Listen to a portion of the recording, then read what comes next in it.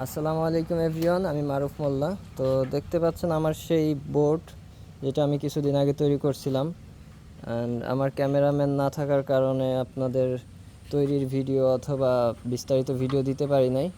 এর মধ্যে আমি একা একাই পুরোটা কমপ্লিট করছি। তো দেখতে পাচ্ছেন এইটা হচ্ছে আলকাতরা করা হয়েছে, আর সামনে কাচ দিছি দুইটা।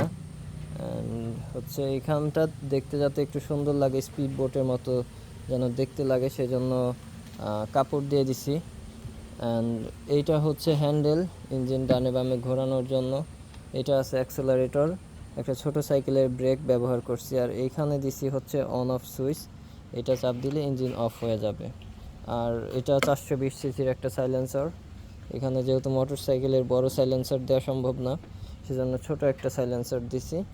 আর এখানে একটা ডিজেল ইঞ্জিনের টাঙ্কি দিছি, দেখতে যাতে সুন্দর লাগে। এখানে মোটরসাইকেলের যে টাঙ্কিগুলো থাকে ওইগুলো অত একটা সুন্দর লাগতো না। অ্যান্ড সব কিছু মোটামুটি কাস্টমাইজ ডিজাইন করা। এখানে একটা এয়ার ফিল্টার দিছি। অ্যান্ড হচ্ছে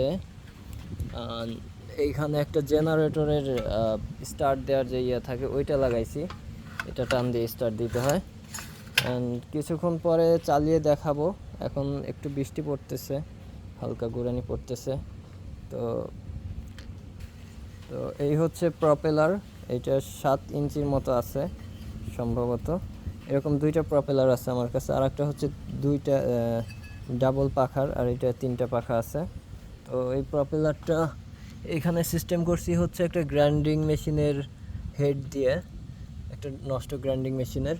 এখান থেকে সরাসরি ক্র্যাঙ্কশ্যাফট থেকে একটা রড আসছে, এখান থেকে গিয়ারের মাধ্যমে 3/1, এটা যখন 3টা ঘুরলা দিবে তখন এটা 1 ঘুরলা দিবে। তো এখানে গিয়ার এবং দিক পরিবর্তন করে এখানে এই প্যাচের সাথে প্রপেলারটা লাগাইছি। লাগানোর পরে মোটামুটি একদিন চালাইছিলাম, ভালোই চলে। তো তখন সমস্যা হয়েছিল এই যেই কবজাটা আছে, কবজার এখান থেকে বাঁকা হয়ে যায়, তো অনেক প্রেশার পড়ে, তো যার কারণে বাঁকা হয়ে যায়। তো দেন আমি আর একটা কবজা এক্সট্রা দিছি। এখন আশা করা যায় ওই সমস্যাটা হবে না। তো একটু পরে আবার টেস্ট রাইড দিতে বের হব। সবাই দেখতে থাকেন, দেখি আজকে কি হয়।